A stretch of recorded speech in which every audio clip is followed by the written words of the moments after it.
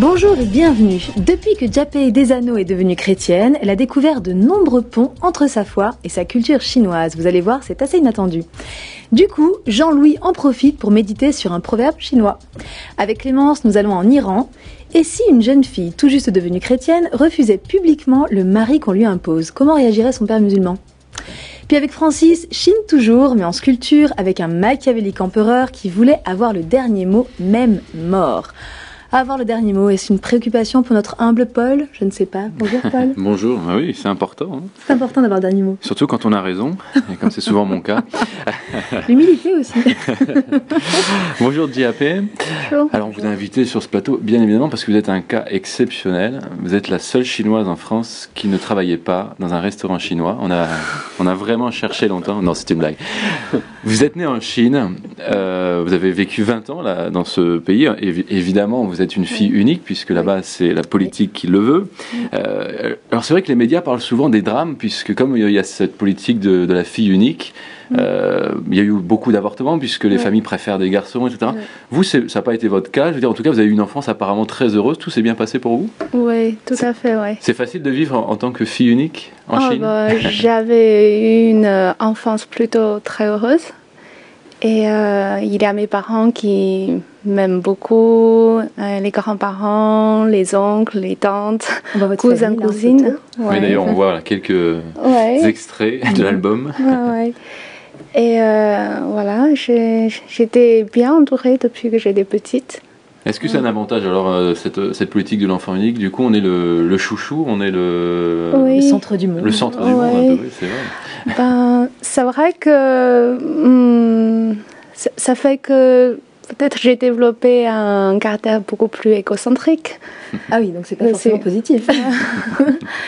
Et puis c'est vrai que à la maison, par exemple, je faisais jamais les tâches ménagères, des choses comme ça. J'étais la princesse alors. Ouais, la principale chose que je dois bien faire, c'est les études. Il faut que je travaille bien à l'école et le reste, bon, les parents, c'est pas très grave. Si on ne fait pas très bien. Alors vos parents, en tout cas, ils ont vécu ce qu'on appelle la révolution culturelle là-bas. Alors nous, c'est vrai qu'on a suivi ça de très très loin, la Chine étant à des milliers de kilomètres de nous. Alors qu'est-ce que ça change finalement, cette révolution culturelle ? Qu'est-ce que ça a modifié dans ce pays ? Beaucoup de choses. Déjà, la génération de mes parents n'ont pas eu l'occasion d'aller à l'école ou à l'université. Ça fait qu'ils ont ressenti un grand manquement par rapport à ça et ils ont mis tout leur espoir en nous. Donc, il y a une vague de liberté qui est venue de cette révolution ? La possibilité ensuite de pouvoir vous faire les études que vous vouliez ou pas ? En fait, c'est plutôt que eux, ils voulaient nous imposer en quelque sorte les rêves qu'eux, ils n'ont pas pu réaliser. Du coup, nous, dans nos choix, forcément, c'est un peu imprégné de ça. Et, c'est plus vraiment des choix, alors c'est imposé.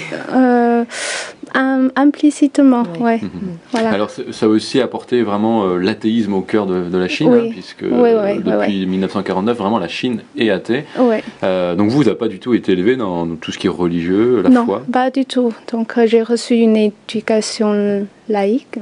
Et laïque à la mode, à la sauce chinoise quand même. Voilà, communiste. Communiste. Et mes parents étaient... mon père surtout, il était très fervent dans le communisme quand il était jeune. Et moi, à l'école, tout ce que j'ai appris, c'est... j'ai jamais pensé que Dieu pouvait exister.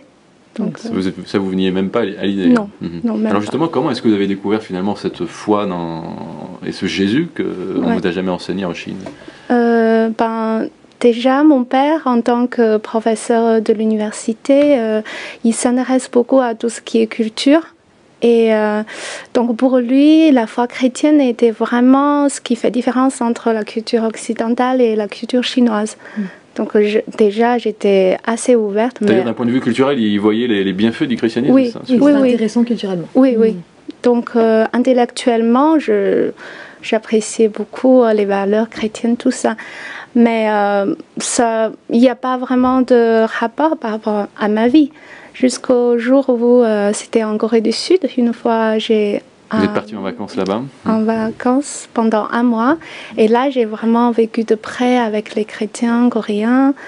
Et ça m'a beaucoup, beaucoup touchée. C'est vrai qu'il y a beaucoup de chrétiens évangéliques en Corée du Sud. Il y a de très, très grandes églises là-bas. Et oui. vous avez Mais découvert là, en fait cette foi là-bas? Oui, j'étais tombée sur une petite église très familiale. Et, ah d'accord, pas du tout. Donc, non, non, pas du tout. Et ça m'a beaucoup plu, même si je ne parlais pas du tout le coréen.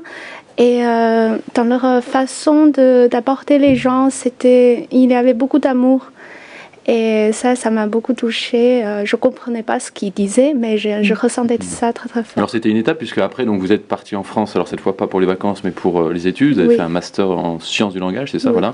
Et donc c'est rapidement, hein, je crois 2-3 mois après votre venue en France, que vous avez fait donc la fête, puisqu'il y a le Nouvel An chinois, parce qu'il y a aussi toute une communauté donc, de Chinois à Paris notamment, et en France. Et donc c'est à l'occasion de cette fête que vraiment le christianisme a pris une place importante dans votre vie. La foi est vraiment née en vous? Oui, c'est ça, oui. J'étais invitée à cette fête du Nouvel An chinois par une chrétienne que j'ai rencontrée par hasard. Et là, j'étais un peu étonnée de voir ces Chinois comme ça, parce qu'ils n'avaient pas du tout la mentalité chinoise. Et dans leur... parce qu'en Chine, généralement, les relations sont assez compliquées. Et je les trouvais tellement simples et authentiques. Et je me dis, mais comment c'est possible? C'est-à-dire que les Chinois en fait, ont une manière de vivre où on a l'impression qu'il y a un masque, c'est ça? Oui, c'est ça, il manque vraiment de l'authenticité. Enfin, en tout cas, c'est ce que je reprochais un peu à ma culture. Vous en rendiez compte déjà à l'époque ou c'est a posteriori? Oui, parce que je sentais la pression. Déjà, même quand j'étais au lycée ou au collège, je sentais déjà cette pression sur moi que je ne pouvais pas être libre d'être moi-même. Vous avez cherché à en parler à quelqu'un, à vos parents peut-être? Oui, j'ai cherché à parler avec mon père. Je sais que mes parents en souffrent beaucoup aussi. Et mon père, qui est un peu modèle pour moi, et une fois, je lui ai posé la question. J'ai dit, mais quelle serait la solution? Je sentais vraiment que c'était lourd pour moi. Et mon père, il a fait un grand soupir. Et il n'a rien pu me dire.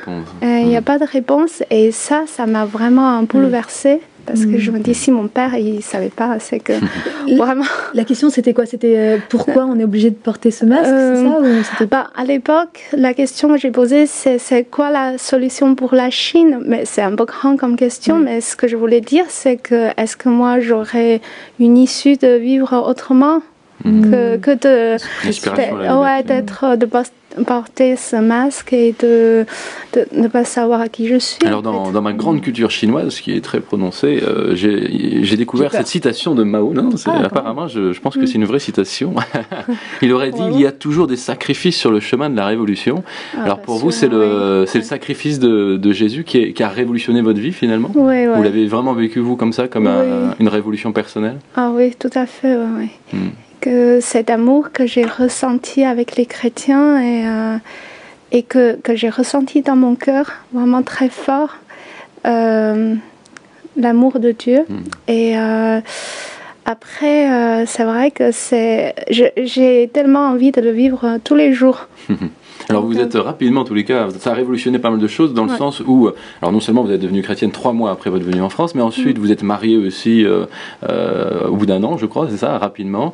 C'est-à-dire vous êtes complètement libérée finalement de l'emprise parentale qui est très forte en Chine, on l'a bien compris. Comment est-ce que vos parents l'ont vécu? Ils ont dû être un peu surpris quand même. Au début, ils ne se rendaient pas tellement compte de l'impact de ma foi.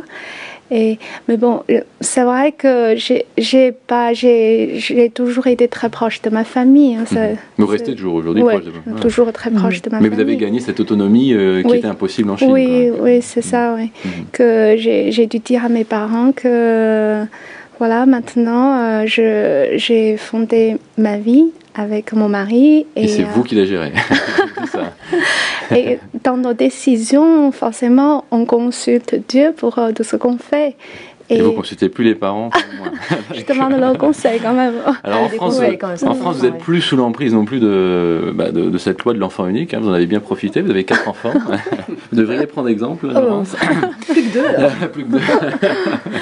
Alors vous consacrez ça beaucoup de temps à votre famille, à vos enfants, c'est normal. Mais vous avez aussi néanmoins donc à cœur, je crois, de créer un pont entre les Chinois et les Français. Oui. Parce que c'est vrai que souvent, peut-être, on a cette image des Chinois qui vivent entre eux, en communauté. Vous, c'est quelque chose qui vous dérange? Vous aimeriez un peu ce rapprochement culturel? Oui, j'aime beaucoup cet aspect-là. Et c'est vrai que j'ai observé les communautés chinoises en France. Et je trouve que ce qui se développe bien, c'est vraiment ceux qui sont ouverts aux Français, aux différentes cultures. Ceux qui s'intègrent vraiment, Oui, c'est eux qui s'intègrent le mieux. Et des communautés, même des communautés chrétiennes. Il existe aussi des églises vraiment chinoises. Quoi. Oui, mais ça, c'est pas ce que vous préférez. Vous préférez quand ça se mélange, c'est ça? Oui, c'est ça. Parce qu'on ne peut pas être coupé de la réalité où on vit. Il y a des étudiants qui arrivent pour faire les études, pour apprendre la langue. Et ils ont besoin vraiment de s'intégrer dans la société. Et il faut qu'on puisse vivre à leur portée. Donc, Eh bien, merci en tous les cas. On va s'intéresser tout à l'heure. Vous restez avec nous. Il y a d'autres ponts à découvrir. Exactement. On parlera notamment des idéogrammes. Vous allez voir, c'est passionnant. Donc, vous restez avec nous. Mais j'ai une petite question pour vous quand même, avant de passer à la chronique de Jean-Louis. Est-ce que vous connaissez ce proverbe chinois? La chenille fait elle-même le cocon pour s'emprisonner. Oui, c'est 作茧自缚. Alors, on peut le dire en français? En 2 secondes, vous avez dit toute la phrase là. Ah oui, les proverbes chinois, c'est toujours comme ça, en 4 mots. Très court. Oh, ouais, c'est très synthétique. Alors, Jean-Louis s'est penché dessus. Bonjour Jean-Louis. Bonjour. Alors, en français, ça donne un peu plus que 4 mots. La chenille fait elle-même le cocon pour s'emprisonner, comme vous l'avez déjà cité. Alors, c'est vrai que la langue chinoise utilise de nombreuses expressions idiomatiques très imagées. Et celle-ci c'est imagé. On a bien une illustration. Alors moi, je trouve ce proverbe intéressant. Il n'est pas culpabilisant, il est réaliste, disons. Ne nous sommes-nous pas, nous aussi, souvent confrontés, et les artisans nous-mêmes, de nos échecs, de nos propres malheurs, de notre propre malheur? L'homme contribue largement à s'enfermer dans ses raisonnements, dans ses difficultés, suite à de mauvais choix, suite à de mauvaises décisions, des décisions brutales, sans réfléchir. Alors se renfermer dans son cocon, comme la petite chenille là, dont nous parlons, est-ce une solution ou une fuite? N'est-ce pas se priver de l'aide de l'autre, ou en tout cas de son point de vue, qui peut être objectif, qui peut nous aider? Alors, la chenille peut vite trouver aussi son cocon confortable, et pourrait être tentée d'y demeurer. Mais, heureusement, la chenille sait qu'elle étoufferait et qu'elle ne pourrait pas trouver sa véritable identité. Et si elle en restait là, elle serait enfermée pour la vie. Mais tout va changer. Elle va devenir un papillon léger, multicolore, qui sort de sa prison. Métamorphose. Exactement. Merci Paul. Donc, c'est une manière imagée de dire qu'à nous aussi de trouver le courage de sortir de notre cocon pour nous métamorphoser et accomplir les merveilleux projets que Dieu a prévus pour nous. Mais a-t-on seulement idée du papillon qu'on pourrait être si on sortait du cocon? Il serait magnifique. Alors moi j'ai une autre question. Est-ce qu'en Chine on mange des chenilles aussi? Non, non. Bon. À une région, on mange de tout. C'est vrai. Ah oui. Donc ma question n'était pas si dénuée d'intérêt. Saugrenu. Effectivement. Elle n'est pas saugrenu. Merci Jean-Louis. Merci Anne-Laurence. Alors, le temps que Clémence nous rejoigne, des métamorphoses, on pourrait dire qu'il y en a de plus en plus et en Iran, mais il ne s'agit pas de papillons, c'est plutôt de métamorphose du cœur. Bonjour Clémence. Bonjour Anne-Laurence. Effectivement, je voulais vous parler de l'Iran. En Iran, on constate qu'il y a une véritable explosion du christianisme et c'est un vrai paradoxe parce que sur place, l'Église est vraiment menacée en quelque part. Beaucoup de chrétiens, de leaders chrétiens sont emprisonnés. Et un conférencier, Merad Fatih, a expliqué en 3 points très simples qu'est-ce qui serait à l'origine de l'explosion du christianisme. Alors le premier point, il s'agit de problèmes sociaux. On remarque par exemple l'augmentation du chômage chômage, de la prostitution. Et donc, bien, tout cela crée quelque part un désenchantement des Iraniens. Le deuxième point serait les prières ferventes, parce que ce conférencier est chrétien et donc il croit dans la puissance de la prière. Ensuite, le troisième point, c'est des apparitions de rêves, de visions. Beaucoup de musulmans vivent en fait ces rêves. Et je voulais justement vous proposer d'écouter ce qui s'est passé dans une famille où la fille devenue chrétienne a été battue par son père parce qu'elle refusait un mariage forcé. I heard the story of a daughter who came to Christ, a student. J'ai entendu l'histoire d'une jeune fille qui est venue à Christ en tant qu'étudiant. First, he was not taken seriously by his family, by her family. Et d'abord, elle n'a pas été prise au sérieux par sa famille. But then they realized that she's continuing in her faith. Mais après, ils ont réalisé qu'elle continuait sa marche dans sa foi. They thought we give her in marriage to a Muslim and she will change. Et ils se sont dit, bon, on va la marier à un musulman et elle changera. But she didn't want. Mais elle a refusé. So they forced her. Ils l'ont forcée. And it was the day that these people, according to our tradition, come to ask for the bride, ask for the girl. Et le jour est venu où, selon notre tradition, les gens viennent pour demander l'épouse.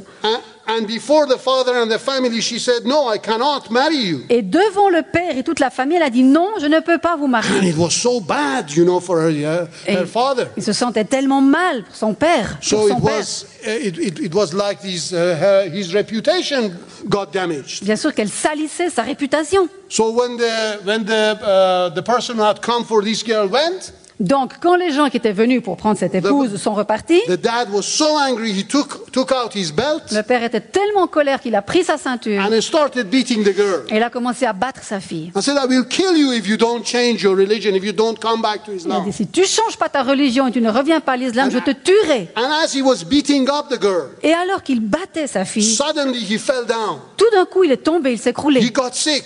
Il est tombé malade. And he started shouting, "Have mercy on me, have mercy on me." Et il commence à crier, pitié de moi, pitié de moi. The daughter got worried. Et la fille s'est inquiétée. With all the wounds that she had, she started getting worried for her father. Avec toutes ces blessures qu'elle avait partout, elle a commencé à soigner son père. Dad, what is happening to you? What's wrong? Eh, mais papa, qu'est-ce qui se passe? Qu'est-ce qui va pas?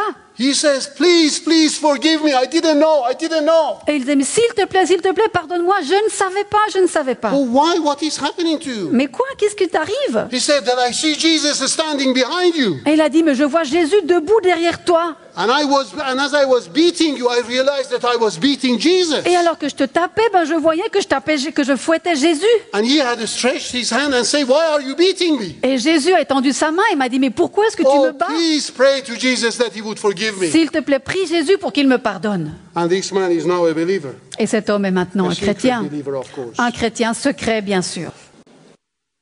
Oh, l'histoire parle elle-même. Hein. Merci Clémence. On va laisser ces paroles résonner. Alors après cette échappée au Moyen-Orient, revenons en Chine. Et en parlant d'une œuvre qui est aussi grandiose que terrible, j'ai envie de dire, Francis. Et vous allez nous l'expliquer, bonjour. Absolument. L'œuvre, c'est la cravate, j'imagine. Bonjour, Humble Paul. Parce que je oh non, bien plus terrible. Humble Paul.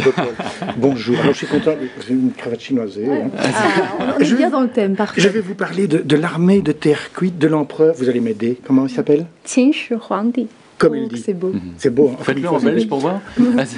L'armée de terre cuite, c'est extraordinaire.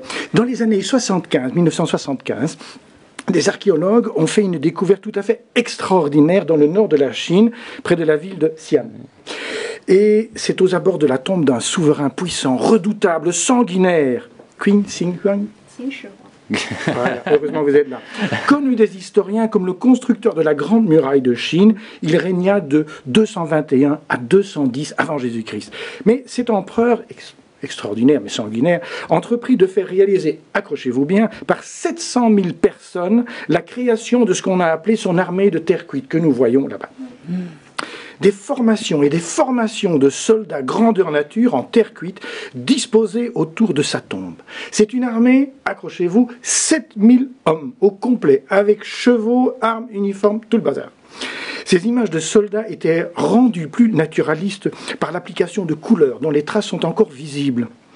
Cependant, il faut désenchanter. Il ne faut pas se réjouir trop vite. Parce que tout cet art n'avait pas pour but de susciter l'admiration de nous, simples mortels. Non, non, non, non.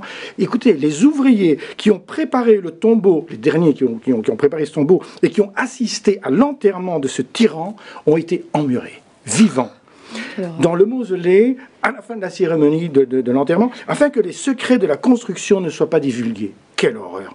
Les sacrifices humains, paraît-il, étaient... les sacrifices à la mort d'un personnage important et paraissent avoir été fréquents en Chine. Heureusement, c'est plus le cas maintenant.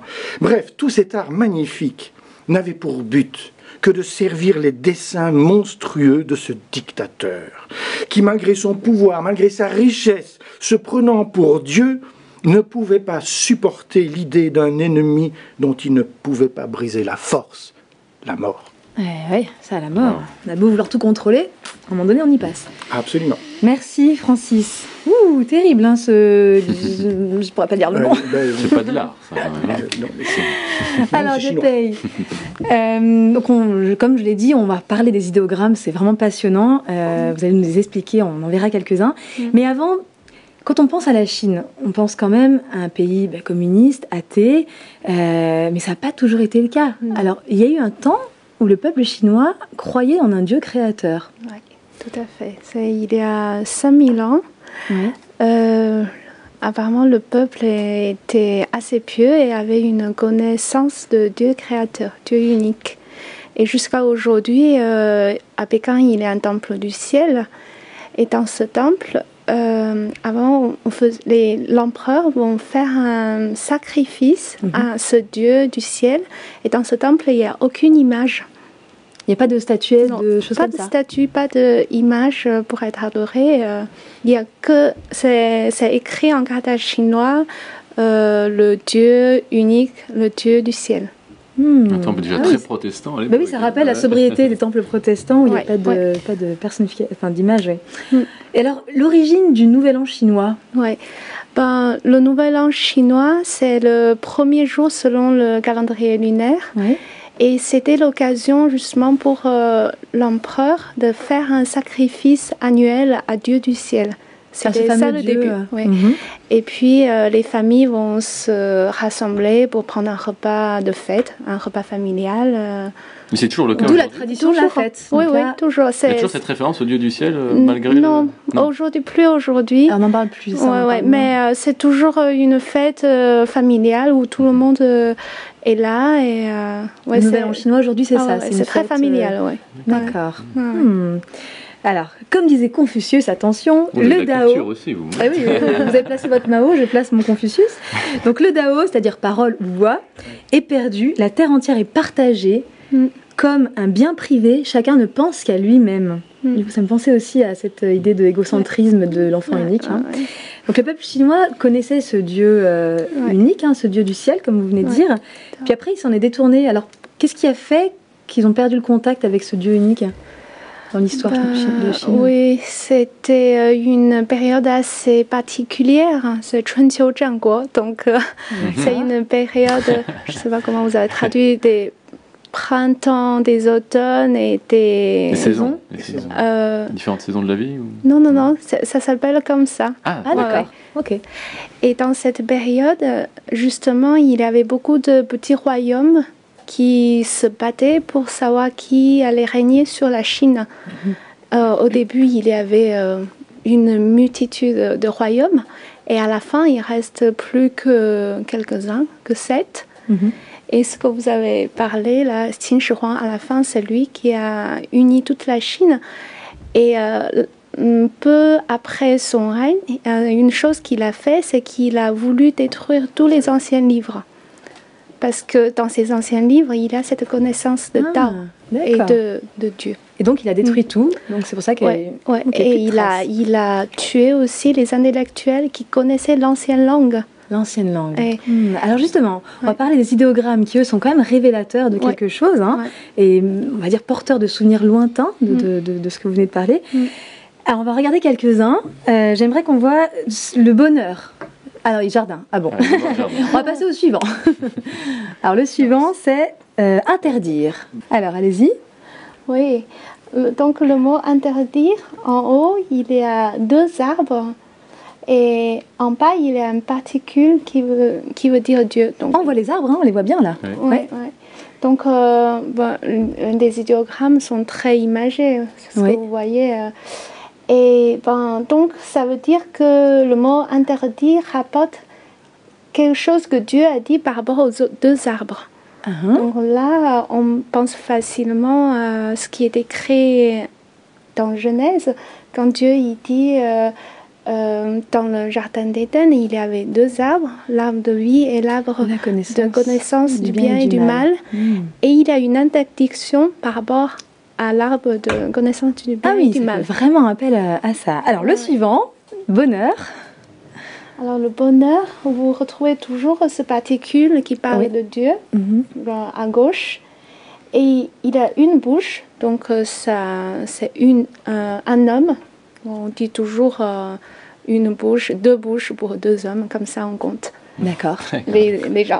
Ah oui, d'accord. Et la partie qui veut dire jardin, champ ou jardin. Donc, qui ressemble à une fenêtre. Voilà. Et donc le bonheur, c'est quand un Dieu avec un homme dans le jardin. Là, on voit encore. Et là, Francis a pensé à Éden tout de suite, au jardin d'Éden. C'est fou. Quand Adam et Dieu est dans le jardin d'Éden. Quand Adam est avec Dieu. Formidable. C'est ça le bonheur. Le bonheur, c'est ça. Convoiter maintenant.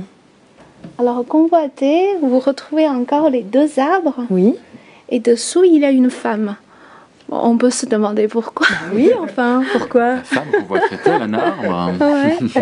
Donc là aussi, ça rapporte l'histoire de Ève.